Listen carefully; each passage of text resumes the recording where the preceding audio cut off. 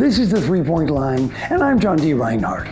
Today, we leave the world of macro engineering to see if the 3-Point Line method can be applied to some micro engineering, namely this Matchbox model of a Cadillac Eldorado. Now, although you won't find this image on skippitywhistles.com, we're going to see if the illustration style there holds up here. In either case, you can find this illustration in the portfolio at johndreinhardt.com. We begin, as always, with a 960 by 540 point artboard, with the borderless white background locked in the basement, our reference image locked on the first floor, and the free and easy peasy second floor open for business. Fuchsia. Why did it have to be fuchsia? Well, it shows up against the reference image when it's 3 points, that's why.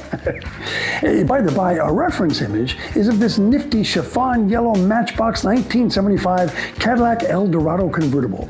It's Mattel's model MB1264, arriving in the MBX convertible cruisers assortment. It's 2 inches of pure design magic.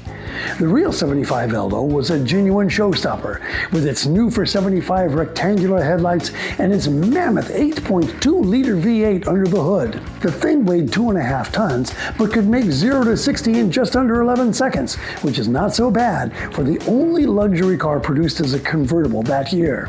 She was among the very last of a dying breed. In fact, the 76 Eldorado was the last convertible Cadillac made. Truly the end of an era. Looking at the model, she at first appears to be made up of long, straight lines, which, frankly, is why I chose it. Alas, not to be. There are blessed few straight lines on this thing, everything else being comprised of gentle curves and arcs. In fact, it's downright curious to blow this little 2-inch model of an 18.5-foot long land yacht up to a size where we can actually illustrate it.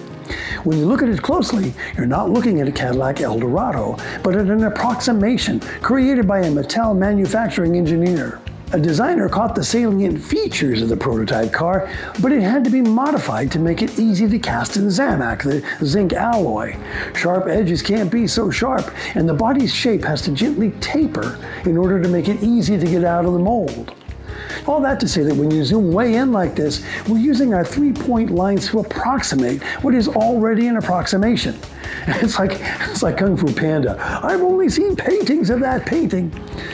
And this is where perhaps our 3-point line reaches its end. I'd rather hoped that our process would reveal a neat picture of the Eldo. Instead, we get an interesting illustration of a toy car. Now, as we've talked about before, the illustration doesn't have to be right, it just has to look right. And so the door handles, which are curved from the huge images blown up to 300%, are little straight lines in our tiny illustration. The customer will never notice. And as long as we're deep into the Bezier curved woods, I would be remiss if I didn't point out that it's super helpful to finish your curves so that they point to the next line segment. You can leave the last anchor pointing off to whatever angle best suits the curve, but you'll end up with these janky little pinch points in the line to disrupt the flow. Go with the flow, go with the flow. Things just look smoother when you drag the handle so that the line smoothly points towards that which is to follow. Begin with the end in mind, you see. A grand example of sorting out the toy aspect of this car is that beautiful plastic windshield. It has a frame molded into it, which is helpful, but it's not painted. It's just the same smoky plastic as the windshield itself. The nicely molded windshield yields up a wavy reflection that's just a little bit crazy making for your friendly illustrator. Your eye, my eye, wants to see a dashboard that's behind the glass, but obscured by the reflections in this inexpensive plastic. So we'll approximate the Mattel designer's approximation by sketching in what the interior probably looks like using 1-point lines. We find ourselves dealing with tires that are seriously too wide for the car. I imagine the ride would be really comfortable, but you'd probably get 2 miles per gallon going downhill.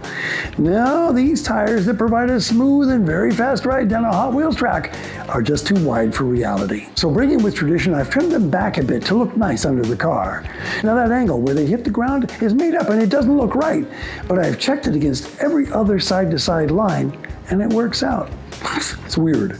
Overall, it took about an hour and a half to make this illustration, which rather speaks to itself. For itself. I speak to myself. Anyway, if you like it, you can plop a like on this video, which, if you like that, you can subscribe to. Take a peek at skippettywhistles.com to see hard-working illustrations just like this, hard at work. I'm John D. Reinhardt. Thank you for watching this episode of The 3-Point Line.